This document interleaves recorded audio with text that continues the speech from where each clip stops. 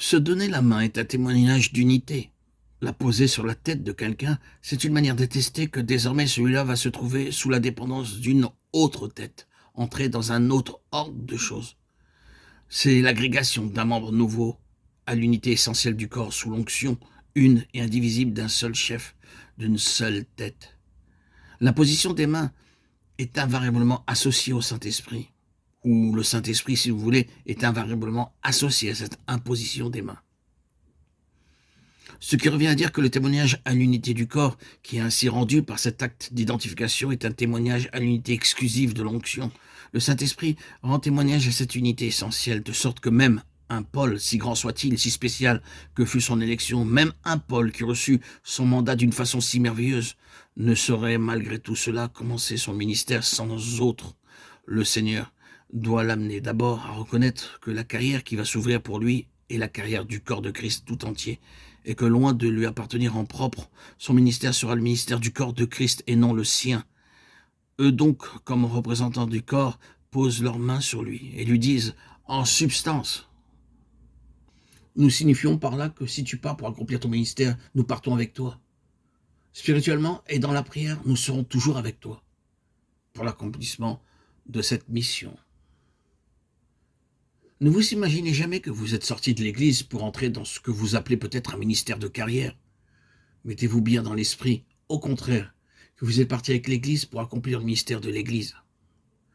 Il y a une grande différence entre les deux conceptions et la vérité sur ce point doit être maintenue et affirmée. On nous reproche souvent d'avoir une terminologie extraordinaire. Le fait est que la terminologie courante a un grand besoin d'être corrigée et ce n'est pas celle dont nous faisons usage qui est à blâmer. Combien de fois n'entendons-nous pas des chrétiens parler de l'église chinoise, l'église africaine, l'église anglaise? Il semblerait, à les entendre, qu'ils doivent se constituer une église d'Afrique, une église des Indes, une autre pour la Chine. Une telle terminologie est fausse, radicalement et absolument contraire au Nouveau Testament. Paul n'a jamais tenu un tel langage. L'église est une, le corps de Christ est un. Et la seule façon d'en parler qui soit juste, c'est de dire en Afrique, l'église en Chine, l'église en Égypte,